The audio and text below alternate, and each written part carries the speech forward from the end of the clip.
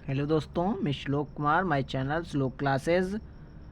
मैं आज आपके लिए class 10th social science chapter आपका है, लेसन आपका है 4। लेसन आपका क्या है 4। चलिए स्टार्ट करते हैं। लेसन 4 वाला आपको बेहतर ही है। लेसन 4 का संसाधन था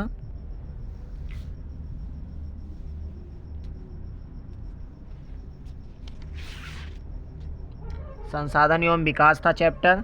चलिए स्टार्ट करते हैं क्वेश्चन की तरफ। क्या है क्वेश्चन? नवीकरणीय और अनवीकरणीय संसाधनों में अंतर स्पष्ट कीजिए। तो क्या है? नवीकरणीय और अनवीकरणीय संसाधन में अंतर स्पष्ट करना है।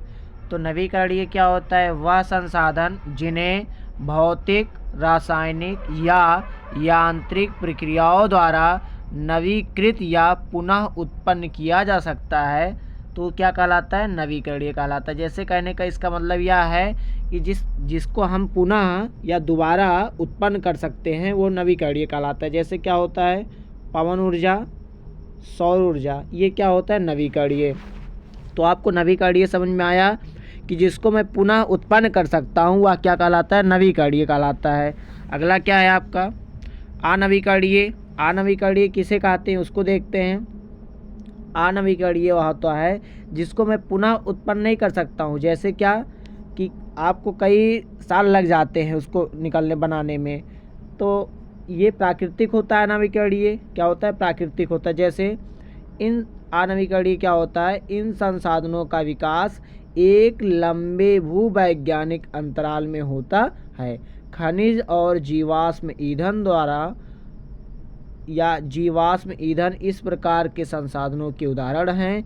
इनके बनने में लाखों वर्ष लग जाते हैं। कितने? बनने में लाख वर्ष लग जाते हैं। जैसे डीजल और पेट्रोल, ये क्या है? अनवीकरणीय। हमने आपसे क्या कहा?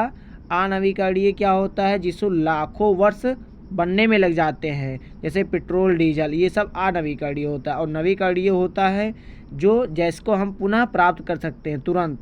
तो ये पवन ऊर्जा, सौर ऊर्जा, ये सब क्या है? ये नवीकरणीय है और अनवीकरणीय, दोनों को आपको हमने डिफिनीशन बता दिया। नेक्स्ट आपका अगला क्वेश्चन क्या है? भू अपरदन क्या है? संक्षिप्त टिप्पणी लिखिए। अब इस पे देखते हैं भू अपरदन क्या है। भूमि की ऊपरी परत के हट जाने की प्रक्रिया को मृदा अपरदन कहते हैं। कहने का मतलब भू या मृदा अपरदन।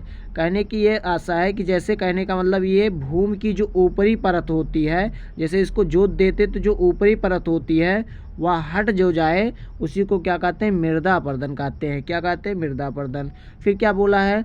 मृदा अपरदन का सबसे पहला कारण तेज हवा, जैसे तेज बहने वाला जल तथा तेज बहने वाले पवने हवा, ये दोनों मृदा की ऊपरी उपजाऊ परत को अपने साथ बहाकर ले जाते हैं और भूमि को किसी के लिए अनुपयोगी बना देते हैं। मृदा अपरदन के कारण मृदा के उपजाऊ का बड़ा विनाशकारी प्रभाव पड़ता है। किस पे? भू मृदा पर अपरदन के कारण।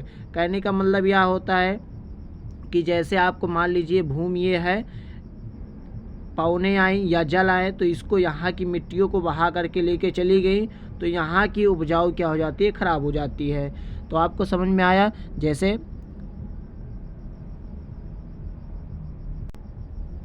कहने का मतलब यह है कि जैसे आपको कहने का यह है कि यहाँ मान लीजिए आपकी पूरी भूमि है, यहाँ पानी आपका आया, बहाव आया, यहाँ की मिट्टियाँ लेकर के उधर चली गई, तो यहाँ की जो मृदाएँ थी, मतलब जो मिट्टियाँ थी, मृदा थी, वो क्या हो गई?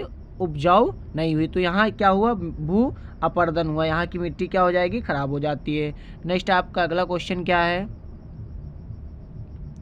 भारत में पाए जाने वाले विभिन्न प्रकार की मृदा का वर्णन कीजिए। पहला क्या? जलोढ़ मृदा। चलिए जलोढ़ मृदा क्या होता है उसको देखते हैं। जलोढ़ क्या होता है? जलोढ़ वह होता है कि भारत का संपूर्ण उत्तरी मैदान जलोढ़ मृदा से बना है। यह मृदा हिमालय के 3 महत्वपूर्ण नदी, जैसे क्या?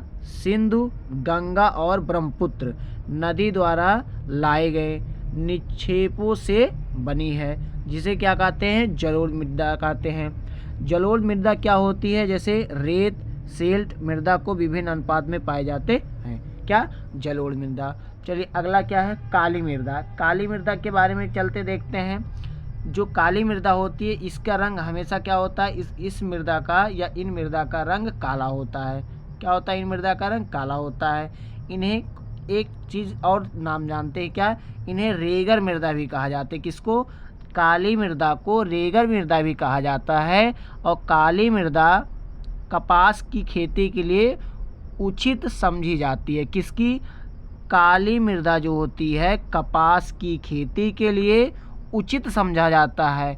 इस प्रकार की मृदा क्या, दक्कन पठार के क्षेत्रीय या उत्तरी पश्चिमी भाग में पाई जाती है।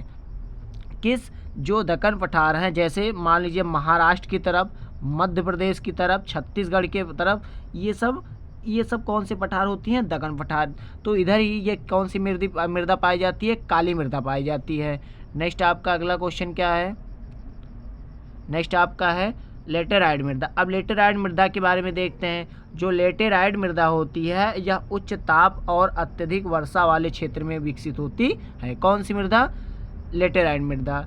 यह भारी वर्षा से अत्यधिक निष्कालन का परिमाण है। यह मृदा केरल, कर्नाटक, मध्य प्रदेश, उड़ीसा, असम के पहाड़ी के क्षेत्रों में पाए जाते हैं। कौन सी, लेटेराइट मृदा। कहने का इसका मतलब होता है असम के क्षेत्रों में कैसे पाई जाती हैं, वहाँ बांस के बने हुए घर होते हैं। जैसे लंबे लंबे 12 फीट के बांस होते हैं, इस पे आपकी क्या होती है, घर बनी होती है। और नीचे क्या होते हैं, सब पानी रहते हैं। तो जहाँ अधिक वर्षा होती है, अत्यधिक वर्षा होती है, वहाँ कौन सी मृदा पाई जाती है, लेटेराइट मृदा पाई जाती है। तो आपको एक चैप्टर संसाधन एवं विकास के बारे में हमने एक चैप्टर कंप्लीट करा दिया।